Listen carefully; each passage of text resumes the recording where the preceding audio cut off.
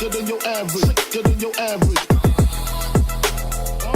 you're a new homeowner or you've owned your home for years, you're probably wondering, how much does it cost to take out that wall? Oh boy, here we go again. First, let's talk about whether that wall should even come out. Sometimes removing a wall, although it may look nice when it's done, it's not safe to take out. Some walls are part of the main structure of your house. Those are called load-bearing walls. Non-load-bearing walls are called partition walls. Okay, I don't want to confuse anybody, so what I want you to do is picture a house.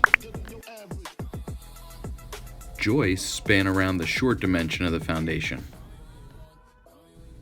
Footings and foundation walls run along the perimeter of the house. A main beam usually supports the joist right down the middle of the house. This beam could be metal or wood. It looks a little like this and can be found in your basement or crawl space. A wall that runs down the center of your house above or near a beam and perpendicular to the joists is most likely going to be a load-bearing wall. Walls that are running parallel to the joists are most likely going to be a non-load-bearing wall. Without cutting open your drywall, it might be hard to see these things. So go in the basement or your crawl space and you can see the main beam, the joists, and the support columns down there. This wall runs the length of the house and sits on that main beam, so it's going to be load-bearing. It's safe to assume that all exterior walls are going to be load-bearing.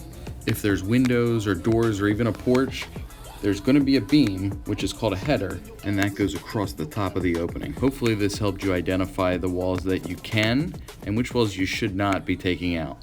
In this example, we filled a space of 20 feet with 3 LVL beams. The cost for labor and materials was $1,400. If you're handy, you can save money by removing the drywall and building the temporary walls ahead of time. It is extremely important to remember never to remove any load-bearing walls without the help of a licensed contractor. You may need an architect as well. The average homeowner can expect to spend $50 to $150 per linear foot. Obviously, hiring an architect will raise this price a little bit. So what are you all waiting for? Grab those sledgehammers and call your favorite contractor and get your butts to work.